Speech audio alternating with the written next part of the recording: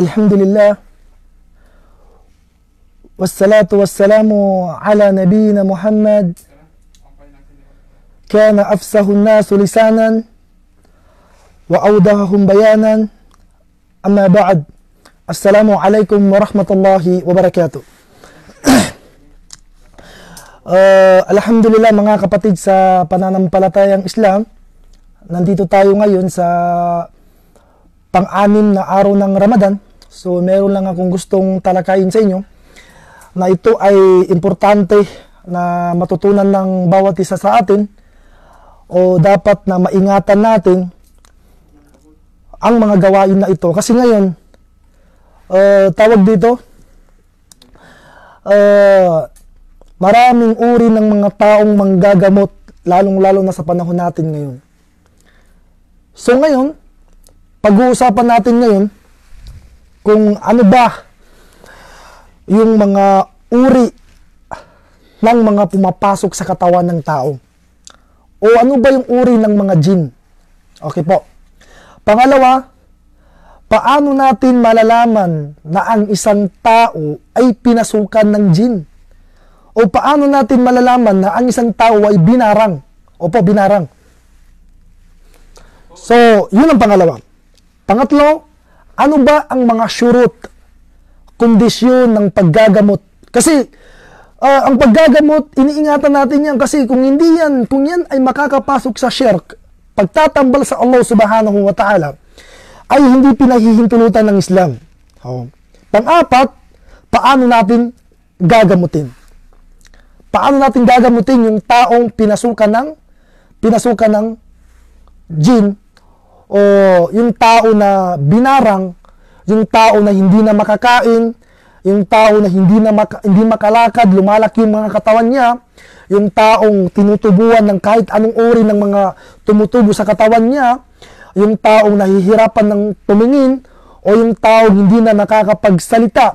So, paano ba natin gagamutin yan? O yung batang laging iyak o laging umiiyak na bata, lalo na paggabi, paano ba natin gagamutin? So, ang pinakamainam na tayo mismo ang gagamot kasi lalo na ngayon may COVID-19, di ba? Paano kung in case of emergency na may dumating na tawag dito, may tao na pinasukan ng jinn, pinasukan ng syaitan, binarang, paano mo siya gagamutin? Ngayon, tatawagan mo pa yung si Ustad, tatawagan mo pa yung sinong tatawagan mo dyan, di ba? Okay. So, ngayon, unang-una dito, ang uri ng mga jinn. Ang mga jinn, sa lugatul Arab, sa salita ng mga Arab, sabi nila dito, ay maraming uri. Opo. Unang-una dito, pag ang jinn ay pumasok, sumasanib minsan yan sa mga hayop. Katulad sa loob ng bahay. Sa loob ng bahay, may mga jinn na pumapasok dyan, mga kapatid. So, yung mga hayop, katulad ng ahas, minsan nakakakita tayo ng ahas sa loob ng ating bahay. So, ang pangalan ng jinn na yan ay tinatawag nilang Amir. Amir ang pangalan niya yan, Amir. Sabi niya, فَإِذَا أَرَادُوا مِمَّنْ يَسْكُنُوا مَعَ النَّاسِ قَالُوا عَامِرٌ وَجَمْعُ عُمَّارٌ أَوْ عَوَامِرٌ مِثْلُ حَيَّةٍ. Ibig sabihin, pag yung jinn ay sumanib sa hayop, sumanib sa ahas, ang pangalan ng jinn na yan ay Amir. Ibig sabihin, may mga pangalan. So ngayon, pag may nakita ba tayo na ahas sa loob ng ating bahay, papatayin ba natin agad? Wag. Hindi pwede. Palalayasin mo muna. Sabi mo sa kanya, kung hindi ka lalayas, papatayin kita. Magsalita ka ng Tagalog, magsalita ka ng Maguindanao, Maranao, Tausug, anong salita mo? Pag umalis siya, ibig sabihin, matinong jinn. Ngunit pag siya ay hindi umalis at nandun pa rin sa loob ng 3 araw, ay pwede mo nang patayin ang ahas na yun, mga kapatid. Yun ang una. Pangalawa, pag-usapan mo na yung uri ng jinn. Pangalawang uri ng jinn ay ito yung mga lagi nilang pinapaiyak yung mga bata. Inaabala nila yung mga bata, pinapaiyak, dinidisturbo nila yung mga bata. Ang pangalan ng jinn na yan ay arwah. Arwah ang pangalan yan, mga kapatid. Yung mga jinn na nagpapaiyak sa mga bata. Pangatlo dito, fa in khabatha, ay ito yung madumi yung ginagawa, yung parang nakakasira na. So, yan yung si Shaitan. Yan ang Shaitan. Ngunit, فَإِذَا زَادَ أَمْرُهُ عَلَى ذَلِكَ قَالُوا إِفْرِيت. Ngunit, pag mas malakas at pumasok sa katawan ng tao yan, at kung gagamutin mo ay malakas yung katawan niya, ang pangalan niyan ay si Ifrit. Yan yung Ifrit, mga kapatid, sa pananampalatayang Islam. So, paano ba natin malalaman na ang isang tao ay napasukan ng jin? Paano ba natin malalaman na si Okti, si Aki, ay may sakit siya na napasukan ng jin? O pinasukan siya siya ay binarang. Kasi minsan ginagawa natin, dinadala sa regional, sa Cotabato, dinadala sa Davao, hino-hospital. Ngunit ang problema, sinasabi ng doktor, walang sakit. Di ba? Nangyayaring ganyan eh. May mga nakikita tayo na sabi nila, wala namang sakit yung bata. Wala namang sakit yung babae. Ngunit hindi makasalita, hindi makakain. So paano ba natin malalaman na siya ay pinasukan ng jin? O pinasukan siya ng Shaitan? Unang-una, take note mga kapatid. Unang-una dito, kung gusto mong malaman ng isang tao ay pinasukan ng jin, unang-una dito ay kumuha ka ng kulon. Opo, yung kulon. Pagkuha mo ng kulon at i-spray mo yan sa kamay mo. Pag na-spray mo yan sa kamay mo at ipaamoy mo sa kanya. Ipaamoy mo sa tao na yan.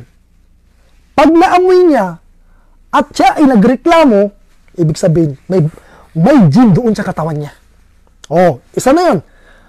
Pag siya ay tumawa, at siya ay tumawa, umismile, hindi nagsalita, ibig sabihin, doon mo malalaman na yung pumasok sa tao na yun ay maganda o hindi maganda. Pag tumawa, ibig sabihin, o nagalit, ang pumasok sa kanya Shaitan. Ngunit, pag hindi tumawa at yun ay nanahimik lang, at pinaamoy mo siya ng kulon, pang-spray, at siya ay tumahimik lang at tumawa, o wala lang, ay yan ay yung uri ng jin na mababait. So, kailangan natin kausapin yan. Paano ba kakausapin ng jin? Minsan nagtataka tayo, paano ba natin kakausapin ng jin, di ba? Ito, base sa aking experience, na pag ako ay may tao na nakikita ko na pinapasukan ng jin, pag yan ay aking ginagamot, biig nila, dahil yan ay wala tayong kakayanan, kundi para sa Allah subhanahu wa ta'ala, ay kakausapin mo yan ng maayos. Wag na wag kang magsasalita ng mga salita na kahit ano, yung mga katawanan, magbibiro, hindi. Kausapin mo yan ng maayos. Kasi makikipag-usap yan sila sa'yo. At sasabihin nila sa'yo kung ano yung gusto nila at doon mo malalaman kung sino ba yung pumasok. Hindi yung agad-agad ng ginagawa natin, katulad ng mga Maguindanao, yung tawag dito, pagipat. Ha? Hindi ka na pagipatan ni Plurpa na Ginanan. Hindi ka pagipat ka share sa kutuinan. Yung mga ginagawa ng mga kapatid namin ng mga Maguindanao o mga Maranao, ano man dyan, ng mga tribo na ginagawa nila yung ipat na yan, share ko yan, hindi pwede yan. So yun ang una. Gumamit ka ng kulon, spray mo sa kamay mo, at ipaamoy mo yan sa tao na yan na hindi nagsasalita, lumalaki yung tiyan, iba't iba yung mga kulay na lumalabas sa kanyang katawan, may mga balahibo lumalabas sa kanyang katawan, lumalaki yung paa niya na hindi natin alam ano bang dahilan. Kuha ka ng kulon, yung spray, yung mabango, ilagay mo sa kamay mo, ipaamoy mo sa kanya, pag yan ay nagreklamo, 100%, mayroon palang jin na pumasok sa tao na yan. Yun ang una. Pangalawang dahilan mga kapatid, na ang dahilan na yan ay pinasukan ng jin ay hindi yan masyado kakain. Hindi walang gana kumain yan. Laging masakit yung ulo niya. Laging masakit yung ulo niya na hindi niya alam yung ginagawa niya. Sabi mo, kakain, sabihin niya, ayaw ko nang kumain. Tapos minsan nagsasalita siya ng mga salita. Yung mga salita na parang imposibleng mangyari. Na yun yung hinihingi nila. O yan, pag nakita mo yan sa isang tao, kapatid mo, kaibigan mo, nagkakasakit, na nakikita mo sa kanyan, 100%, kung hindi siya binarang, may tao o mayroong jin na naninira sa kanya. Yun ang pangalawa mga kapatid. Na malalaman natin ang isang tao ay pinasukan ng jin o binarang siya. Pangatlong dahilan, ito base sa ating experience na nasubukan ko. Pangatlong dahilan na yung isang tao ay pinasukan ng jin o siya ay binarang ay pag yung kamay niya ay makikita natin na ganyan yung mangyayari. Yung kamay niya. Pag yung kamay niya, tignan niyo yung kamay niya, kung lagi siyang nakaganyan, o laging nakaganyan yung kamay niya, laging nakapuwersa, yung pa rin, ano sa Tagalog to? Ginaganito mo yung kamay mo? Sa Maguindanao na, pagkapos ng kiliman ng ganyan, yung itatakip mo yung kamay mo ganyan. So yan, pag ganyan mo at pag binuksan mo yan, pag binuksan mo yung tayo niyang ibigay, maniwala ka sa akin, billahi, mayroong jin na pumasok sa tao na yan. Tandaan niyo yan. Mayroong jin na pumasok sa tao na yan. Kaya wag na wag kayong matakot na minsan nakikita natin may mga pinapasukan ng jin na hindi rin ginawa, hindi na gumiginahawa. Kasi bakit? Nakakaya ng syaitan, nakakaya ng jin, i-control yung puso nila para hindi sila makahinga. Pero hindi yan mamamatay. Hindi yan mamamatay. Minsan, nagtataka tayo, dinadala sa hospital. Ngunit wala namang hindi makuha ng x-ray, hindi makuha ng ECG, hindi makuha ng kahit anong pangkita sa mga sakit, hindi lumalabas. Ibig sabihin, walang ibang sakit yung tao na yun, kundi pinasukan ng jin. So ngayon, pinag-uusapan muna natin kung paano natin malalaman na ang isang tao ay pinasukan ng jin, mga kapatid sa pananampalatayang Islam. Panglima,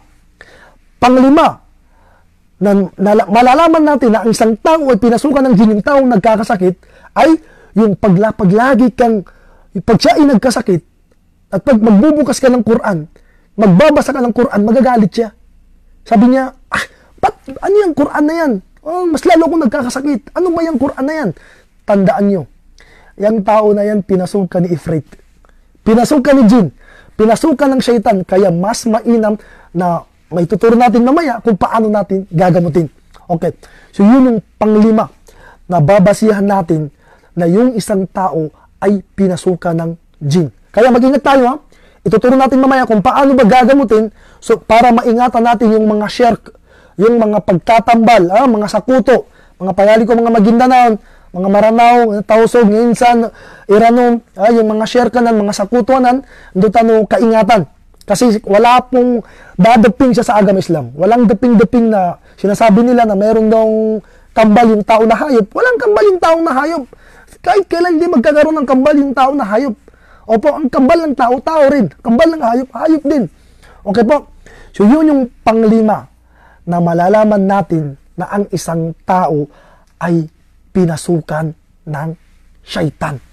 Mga kapatid sa pananampalatayang Islam. At pag siya'y nakakarinig ng music, ang saya-saya niya. So yan, ingatan natin yan, no? Okay. So ngayon, nakuha natin yung mga palatandaan na ang tao ay pinasukan ng jin o pinasukan ng syaitan. So, ano ba yung mga syurut? Okay po. Unang-una, papasukan muna natin yung mga syurut. Ano ba ang syurut? Paano gamutin ang isang tao? Kasi mamaya, maraming mga uri ng mga manggagamot. Ngunit itong mga manggagamot na ito, mga barbero pala. Diba? Walang sinungaling na manggagamot, walang alam na manggagamot, patsakutuwi katawanin, abracadabra. Ano ba yung mga syurut? Dapat malaman natin kung ano ba yung mga syurut ng paggagamot. Okay po.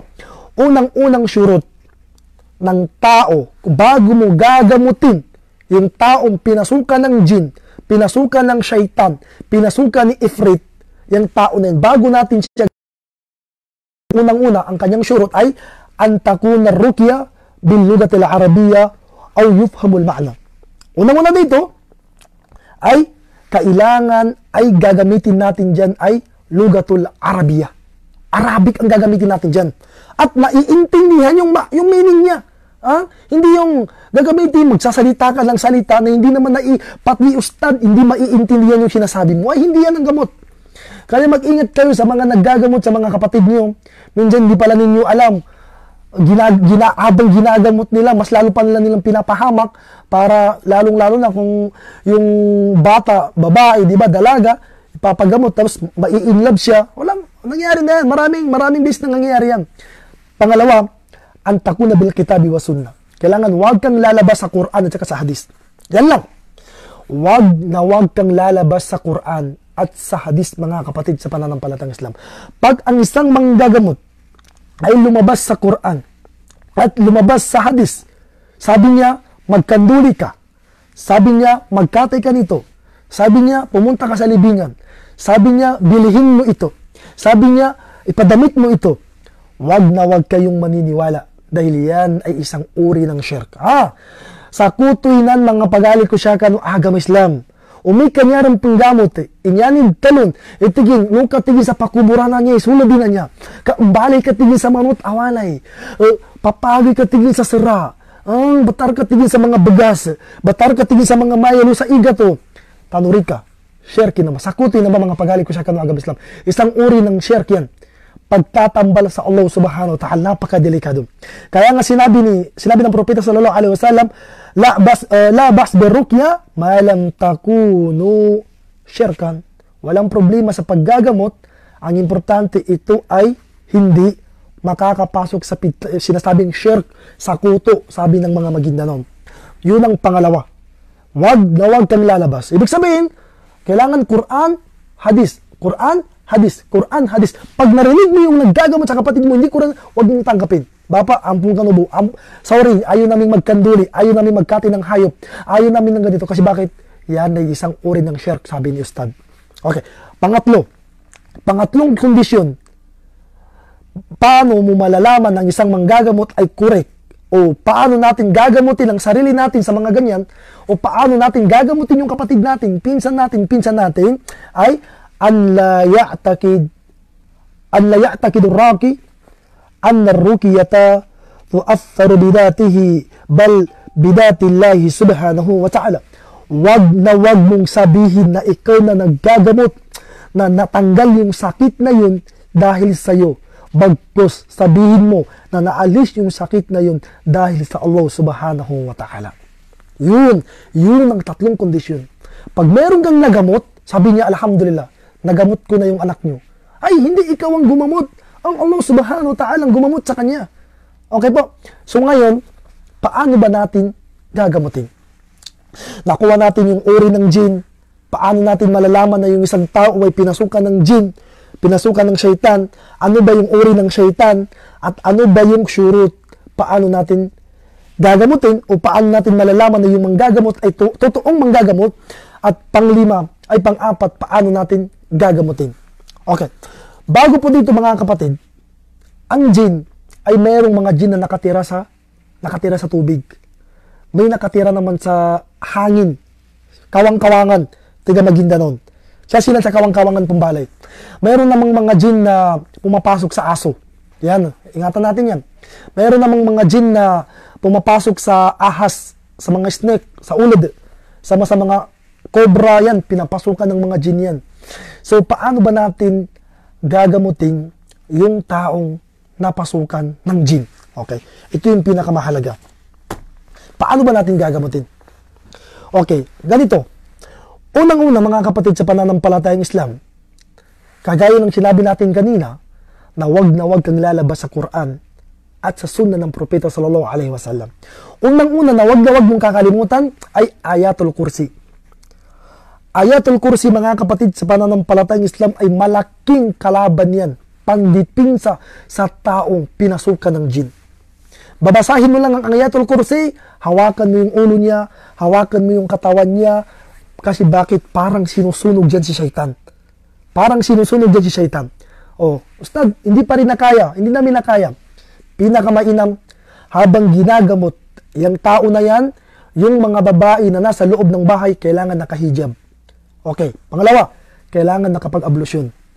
Ito ay hindi siya adab. Kasama sa mga adab. Hindi siya wajib. Okay, hindi wajib. Pero kasama ito sa mga tamang pamamaraan para yung syaitan na pumasok sa isang tao ay aalis. Pag yun ay ginamot na, hawakan mo, o pwede mong libutin yung bahay. Pag malilibot yung bahay, libutin mo yung bahay ng 3 beses at basahin mo lang ang Ayatul Kursi, insyaAllah subhanahu wa ta'ala, manalig ka sa Allah. Hindi na makakapasok yung mga iba na nasa labas. Kasi marami yan sila eh. Marami yan sila. Pag kinausap mo yung syaitan na yan at pumasok sa katawan ng tao, pag nagsalita yan, minsan iba yung boses niya.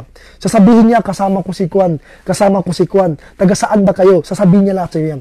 Yun ang unang-una Ayatul Kursi. Ano ang dalil natin? Panahon ni Abi Hurairah radhiyallahu anhu. Nung panahon ni Abi Hurairah radhiyallahu anhu, mayroong isang tao na nagnakaw, na si Abi Hurairah ay nagbabantay siya ng mga pera o yung ginto. Bali, yung tao na yan ay nagnakaw. Nahuli ni Abi Huraira. Sabi ni Abi Huraira, sabi niya, ba't ka nagnanakaw? Sabi niya, hindi makakain yung mga pamilya ko. Sabi niya, wag mo nang ulitin. Sabi niya, hindi ko na ulitin. Kinabukasan, nung makita ni Abi Huraira, ang propeta sallallahu alaihi wasallam, sabi ng propeta, "Ya Abi Huraira, ano bang nangyari kagabi?" Sabi niya, "Ya Rasulullah, may dumating na lalaki, nagnakaw, nahuli ko, ngunit pinatakas ko." Sabi niya, hindi na daw siya babalik. Sabi niya, "Kadhab. Babalik yun." Sabi niya, "Babalik yun. Mag-ingat ka mamayang gabi, babalik yun." Dumating yung pangalawang araw, bumalik yung lalaki. Nahuli na naman ni Abi Huraira. Sabi niya, "Last na, hindi na ako babalik. Last na to na pagnanakaw ko, hindi na ako babalik." Sabi ni Abi Huraira, "Basta wag ka nang babalik." Sabi niya, "Hindi na ako babalik." Pinatakas ni Abi Huraira. Kinabukasan, nakita ng propeta si Abi Huraira. Sabi niya, "Ano bang nangyari kagabi?" Sabi niya, "Totoo ya Rasulullah." Bumalik siya, nagnakaw ulit. Sabi, "Nasaan? Pinatakas ko." Sabi niya, "Kadhab. Babalik pa yun."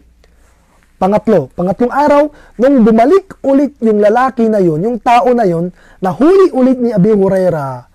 Sabi niya, "Tuturuan kita, ya Abi Huraira, ya Aba Huraira, kung paano ba ang gagawin mo para hindi na ako makakabalik dito. Tuturuan kita ng gamot, babasahin, dua, para hindi na ako makakabalik dito." Isipin ninyo, si Iblis mismo ang nagturo kay Abi Huraira para hindi siya makabalik dun sa pinupuntahan niya. Sabi ng ating mga ulama, yung tao na yan si Iblis, pinakapinuno nila. Pinakapinuno. Anong nangyari? Sabi niya, "Ano ba yung babasahin ko para hindi ka na makabalik at hindi na kita makita? At hindi ka na babalik dito?" Sabi niya, "Basahin mo lang ang Ayatul Kursi." Ayatul Kursi. Tinuruan ni Iblis si Abi Huraira. Kinabukasan, nakita na naman niya Abi Huraira ang propeta sallallahu alaihi wasallam. Sabi ng Rasulullah, "Ya Abi Huraira, ano ba ang nangyari kagabi?" Sabi niya, "Ya Rasulullah, bumalik pa rin ya Rasulullah." Sabi niya, "So anong ginawa niya?" Sabi niya, "Tinuruan niya ako na babasahin ko daw ang Ayatul Kursi, tapos hindi na daw siya babalik." Sabi ng propeta sallallahu alaihi wasallam, "Sadaqal khabith. Sadaqal khabith." Nagsasabi ng totoo yung madumi na yun. Yung araw na yun, sabi ng propeta, totoo yung sinabi ng syaitan na yun. Ibig sabihin, unang-una dyan mga kapatid, Ayatul Kursi. Isaulo natin yan. Hindi pati yung Ayatul Kursi, hindi natin sa ulo. Ilang aya lang yan sa Suratul Baqarah. Yung Allahu la ilaha illa huwa al-hayyul qayyum. Yan mga kapatid. Isaulo natin yan. Yun ang unang gamot na igagamot natin sa tao. Ustad, wala rin. Hindi pa rin epektibo. Pangalawa, hawakan mo yung dila niya. Pangalawang gamot. Okay po? Pangalawang gamot, hawakan mo yung dila ng bata na pinasukan ng jinn, o yung lalaki sa lalaki, babae sa babae. Hindi pwede yung lalaki tapos babae tapos hahawakan mo yung mga katawan niya. Hindi pwede yun. Al-wiqayatu khairun min al-ilaj. Anong gagawin natin? Itong kamay natin, ipasok mo sa dila, itong dalawa. Ipasok mo sa dila niya at basahin mo yung aya na sinabi ng Allah subhanahu wa ta'ala, "Wa idha maridtu fahuwa yashfini. Wa idha maridtu fahuwa yashfini. Wa idha maridtu fahuwa yashfini." 3 beses mga kapatid. Wallahi, pag yan ay ginamit ninyo sa kamay ninyo at inilagay sa dila ng tao na yan na pinasukan ng jinn, iiyak at aalis ang jinn na yan na pumasok sa katawan ng tao. Yun ang pangalawang gamot para magamot yung taong pinasukan ng jinn. Okay. Sabi natin, wala pa rin. Ngayon, ang pinasukan ng jinn, hindi makalakad.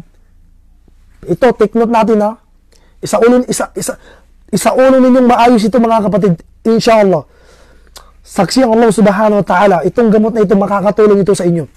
Ngayon, hindi siya nakakalakad. Na hindi natin alam anong dahilan. O sumasakit yung mga katawan niya. Lumalaki yung mga katawan niya. Palabag ilawasin. At kanginsan, alam niyo ba kung ano bang gagawin natin? Ganito, pangatlo, kailangan yung taong nagkasakit o yung taong pinasukan ng jinn ay pahigain mo. Okay. Halimbawa ito. Ito yung tao, bali, ano pa yung pagdalgob, yung ano ba yung magaganyan ka? sa Maguindanao na padalgab. Maguindanao na padalgab ka. Hindi ko alam sa Tagalog. Paano ba sa Tagalog yung padalgab? Yung ganito yung gagawin mo para malaman natin. Ganito. Yung nagkakasakit, pahigain mo ganyan. Bali, straight. Straight siya. Igapang? Yun. Igapang daw. Sabi ng kasama ko dito, igapang daw. So, yun. Pag, alimbawa, ito yung tao. Bali, ito yung tiyan niya. Pahigain mo siya. Pag pahiga mo sa kanya, siyempre, yung dalawang paa niya nandito yung ulo niya. Nandito yung dalawang paa niya, ito yung ulo niya. Ito, epektibo rin to. Ano bang una mong gagawin kung ang isang tao ay hindi na makalakad? Subukan ninyo ito. Kay yung mga, pati mga may arthritis, pwede rin natin subukan to. Pag nakahiga na siya, kumuha ka ng kahoy, na yung kahoy na yan, o yung kumuha ka ng bagay na yan ay parang oblong, malibok sa kanin, malibok, oblong, para kahit gamitin mo sa tao na hindi siya masasaktan. Anong gagawin mo? Magsisimula ka dito sa likod niya, tapos ang gagawin mo, ito, 3 beses, ibababa mo yan. 1, 2, 3. Yan ang una. Pangalawang choice ay yung dalawang paa niya, kukuha ka ng kahoy na malapad. Yung kahoy na malapad na yan, ang gagawin mo sa paa niya, yung dalawang paa niya na yan, ay papaluin mo yan tagka 3 beses. Tapos basahin mo yung ayon na waida maridto fahuwa yashfini. Waida maridto fahuwa yashfini, waida maridto fahuwa yashfini, waida maridto fahuwa yashfini. Bali, ulitin mo naman sa kabila. Waida maridto fahuwa yashfini, lalabas at lalabas yung syaitan na yan. Waida maridto fahuwa yashfini. Tapos, anong gagawin mo? Pagkatapos mo magawa yun, ay baliktadin mo na naman yung nagkakasakit. Pag nabaliktad mo yung nagkakasakit, ano bang gagawin mo sa kanya? Kukuha ka ng, pag nakahiga na siya, ngayon, mahirapan tayong explain. Pwede ko bang i-example sa'yo? Wala bang problema? Okay. Ngayon, actual natin i-actual natin. Paano ba gagamutin? Ito ngayon yung kasama ko dito. Halika, para mas malinaw. Actual natin. Kasi kailangan malaman natin to. Paano ba gamutin yung taong nagkakasakit? Okay. Diyan. Yan. Tapos, humiga ka muna. Doon yung ulo mo muna. Doon. Diyan. Yung una muna, ulitin mo lang. Ganyan ka muna. Ganyan. Okay. Sige. Ikaw, humiga ka. Ganyan. So, ganyan po. Kung nakikita po ninyo, yan. Kung nakikita niyo yan, nakahiga siya. So, ang gagawin natin, para magamot natin, kung hindi tumatalab yung mga aya na ginagamit natin sa kanya, kumuha ka ng bagay. Bali, yung bagay na yan, ay, ganito yung gagawin natin. Ganito. Itong katawan niya to, yung bagay, kailangan hindi yung ganito, kasi masakit to. Kailangan yung bilog na bagay. So, ganyan. Tapos, iganito mo yun sa katawan niya. 1, 2, tapos 1, 2. Pagtapos niyan, kailangan binabasa mo yung aya na waida maridto fahuwa yashfini. Waida maridto kung ako'y magkakasakit, ang Allah subhanahu wa ta'ala ang gumagamot sa akin. Tapos ngayon, baliktarin natin dito sa paa niya. Dito sa paa. Ito po yung paa. So pagdating sa paa na yan, kukunin mo yung kahoy na ganito na kahoy, yung katulad ng passport na to. Tapos, papaluin mo yung paa niya.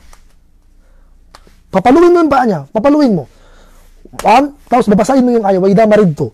Waida maridto fahuwa yashfini. Waida maridto fahuwa yashfini. Waida maridto fahuwa yashfini. Tapos sa kabila. Waida maridto fahuwa yashfini. Medyo lakasan mo. Waida maridto fahuwa yashfini. Waida maridto fahuwa yashfini. Tapos kausapin mo yung syaitan. Sabihin mo sa kanya, lumabas ka. Syaitan, sabihin mo, lumabas ka. Ngayon, higa ka. Pangatlo. Kailangan ganyan. Yan, yan, kapatid natin yan, si Jumar, Kuliyatu Sharia. So, ang gagawin natin sa pangatlo, ito yung pinakamainam, na kukuha ka ng tali, ito po, yun na, okay na. Kukuha ka ng tali, o towel, halimbawa itong towel na to, ganyan, tapos, Ilalagay mo po sa ulo niya ganyan. Ganyan po. Ganyan.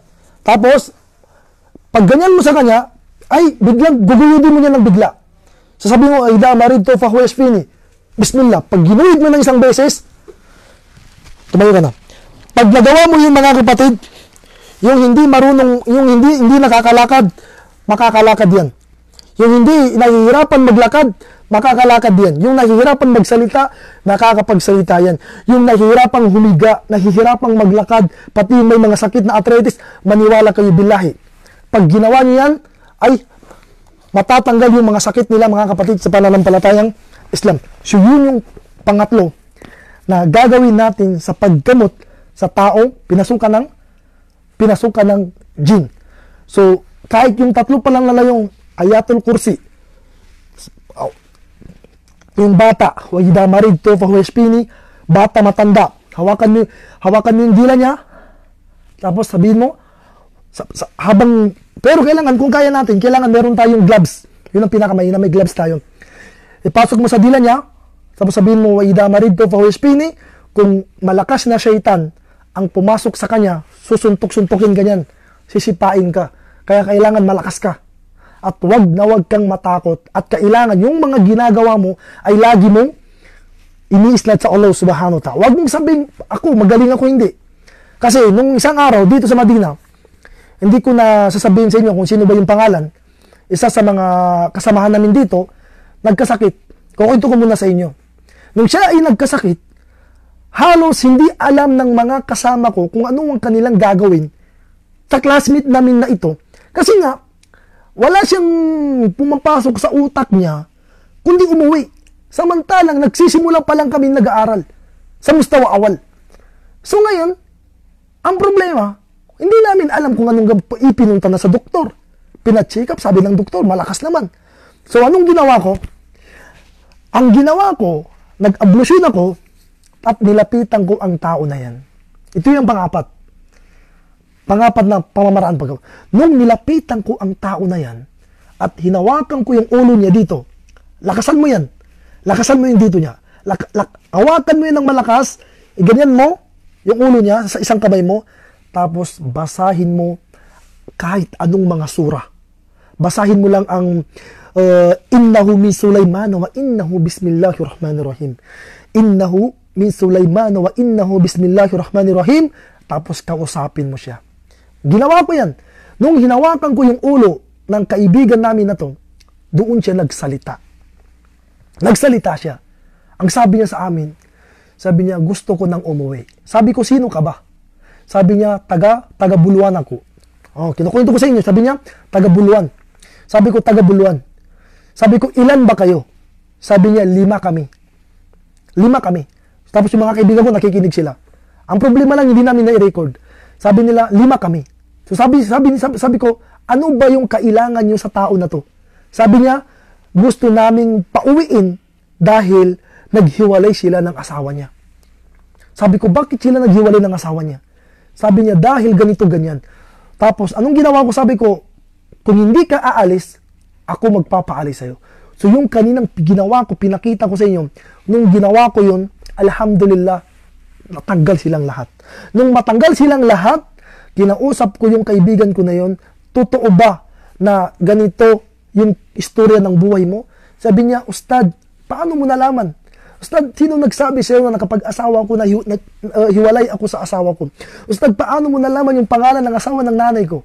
Pangalan ng tatay ng asawa ko? Paano mo nalaman itong lugar na to? Sabi ko, lumabas lahat sa bunganga mo kanina nung ginagamot kita. Tapos anong ginawa nila? Pag gusto mo na silang palabasin, pag sabi nung syaitan na yun, sabi niya, gusto ko nang lumabas, pag hinawakan mo yung dito niya, pag sabi niya, gusto ko nang lumabas, kuha ka ng tubig. Pag kuha mo ng tubig, yung tubig na yan, baso na yan, lagyan mo. Tanungin mo siya kung saan siya gustong lumabas. Pag sabi niya sa'yo, gusto kong lumabas sa hangin, o gusto kong lumabas sa tubig. Kung sabi niya, gusto kong lumabas ng tubig, kuha ka ng baso, basahin mo ang Suratul Fatiha. Pagbasa mo ng Suratul Fatiha, ipainom mo sa kanya. Pag nainom niya yan, doon na sasabay yung syaitan at lalabas. Yun ang una. Pangalawa, kung sabi niya gusto kong lumabas sa hangin, buksan mo yung bintana at doon mo siya patingin, iharap mo doon yung kanyang muka para siya ay makalabas. So, ganun magpapalabas mga kapatid sa pananampalatayang Islam sa jinn o sa syaitan na pumasok sa katawan ng tao. So, ngayon, Ustad, ang problema yung jinn na yan matapang. Hindi namin alam kung saan siya pumupunta. Yun. Panglimang teknik. Panglimang teknik, paano natin mahuhuli ang syaitan na yan? Unang-una, tignan mo yung kamay niya. Pag nakaganyan yung kamay niya, ibig sabihin, nandito siya. Pag binuksan mo yan at mainit, doon galing yung, kasi sa ugat yan sa ugat, Majriyad dam, doon sila nagtatago kung saan dumadali yung dugo natin, doon dumadali ang mga jinn na yan. So ngayon, pag natanggal na yan, paano mo hahanapin? Kung babae sa babae, lalaki sa lalaki, hawakan mo yung katawan niya. Pag hinawakan mo yung buong katawan niya, kung saan yung mahawakan mo doon na napakainit, yan, nandyan siya. Pag hawak mo ng ganyan, basahin mo ang Ayatul Kursi, iiyak at iiyak yan. Sasabihin niya, ayaw ko na, gusto ko nang lumabas, aamin na ako yung ganito, para maipalabas natin at lalabas na yung syaitan sa katawan ng tao na yan, mga kapatid, sa pananampalatayang Islam. Wag na wag kayong matakot. Wag na wag ninyong makikipag-usap kayo ng hindi seryoso, makikipaglukuhan yan sa inyo. Ngunit kung gusto nyong gamutin yung bata, yung babae, yung lalaki, yung matanda, sino man dyan na pinasukan ng jinn, gawin ninyo kung ano yung itinuro ko, insyaAllah, biidnillah. Wala tayong gamit. Ngunit ang Allah subhanahu wa ta'ala ang pinakamalaking saksi. Siya ang totoong gumagamot, ngunit naghahanap lang tayo ng dahilan para magamot natin yung taong pinasukan o binarang o pinasukan ng jinn. Kung gusto mo rin malaman kung sino yung bumarang sa kanya. Kasi minsan nangyayari yan. Katulad nun, sabi nung kaibigan ko, sabi ko dun sa syaitan, nung nag-usap kami dun sa katawan niya, minsan, di ba? Parang, ay, si Ustad nakikipag-usap sa syaitan. Hindi, yung pumasok sa katawan niya. Sabi niya, ano ba ang dapat naming gawin para iwanan mo na itong tao na to? Ang sabi niya, kailangan ko lang, sabi niya, tawagan niya yung asawa niya at hihingi siya ng sorry. Maniwala kayo, saksi ang Allah, hanggang hindi kami humingi ng sorry, hindi umalis yung syaitan. Ngunit nung tinawagan ko, sabi ko sa kanya, Bapa, pumunta kayo sa bahay ng asawa niya, ibigay ninyo ang cellphone, pag-usapin natin silang dalawa, at pag nag-usap silang dalawa, baka sakaling alis na yung syaitan. Maniwala kayo sa hindi. Nung mag-usap sila, sabi niya, ampun ako ng gabi. Humingi siya ng sorry. Hindi umabot ng ilang minuto, nakakatakbo na siya, nakakakain na, tumatawa na. Sabi niya, ba't ako uuwi? Pinapangarap kong makapag-aral sa Madinatul Munawwara, tapos uuwi ako. Nandito ako ngayon sa University ng Madina, tapos uuwi ako. Sabi niya, ba't ako uuwi? Pero kung pakikinggan natin yung mga voice record niya, gusto ko nang umuwi. Ganito, ganyan. Bakit? Pinasukan siya ng jinn. So minsan kausapin natin mga kapatid sa pananampalatayang Islam. So yun yung mga pamamaraan ng paggamot. Mga suratul Fatiha, kuha ka ng tubig. So ngayon, hindi pa rin kaya. Ano ba yung ibang gamot? Pang-anim na gamot, basahin mo ang suratul Baqarah. Pag binasa mo ang suratul Baqarah sa tabi niya, pag natapos mo yan, wallahi, hindi na makakapasok yung syaitan na yan. Kasi minsan yung tao na yan, sabi niya, may nakikita ako. Sabi niya, adan kailay ko. May nakikita kasi siya lang ang nakakakita. Ano ba yung nakikita mo? Sabi niya, mahaba ang buhok, tapos hindi nakikita ang mukha. Mahaba ang buhok, tapos hindi nakikita ang mukha. Ibig sabihin, yun yung mga jinn, mga syaitan, syaitan na pumasok sa tao na yun. Ngunit wag natin kalimutan, mga kapatid, yung sinasabi nating syurut, kondisyon sa paggagamot sa taong pinasukan ng jinn. Kanina pinaliwanag natin, review na lang ninyo yung video para malaman natin yung uri ng jinn, paano natin malaman na siya'y pinasukan ng jinn, yung mga kondisyon ng paggagamot at paano natin gagamutin. So ngayon, wala pa rin. So doon na natin gagamitin na paliliguan natin yung taong pinasukan ng jinn. Paano natin siya paliliguan? Okay po, kuha ka ng timba, lagyan mo ng tubig at magbasa ka ng mga sura. Magbasa ka ng mga sura, Quran, mga dhikr sa tubig na yan at ibuhos mo sa kanya. Paliguan mo siya. paliguan mo siya. Ngunit ang pinakamainam, kung meron tayong tubig na ma'u Zamzam, yung tubig na Zamzam, yan yung pinaka the best na ipapainom natin sa mga tao. Tapos every painumin mo siya, ay basahan mo ng Fatiha. Kahit Fatiha lang, o Ayatul Kursi, walang problema. Basahin mo sa tubig na iniinom niya at yan yung laging iinumin niya. Inshallah mga kapatid. Inshallah, gagaling yan. Yan kapatid mo, pinsan mo na yan na nagkakasakit. Kaya nawa, may nakuha tayong aral sa paggagamot dahil ako, maniwala kayo sa hindi. Nasubukan ko na yan. Hindi lang iilang tao ang ako yung naging dahilan na para sila ay gumaling. Hindi lang marami. Ito, nakuhanan ko rin to. Naging dahilan para ako yung pinagdahilanan ng Allah subhanahu wa ta'ala sa akin para magamot yung tao na nagkasakit ng ganyan.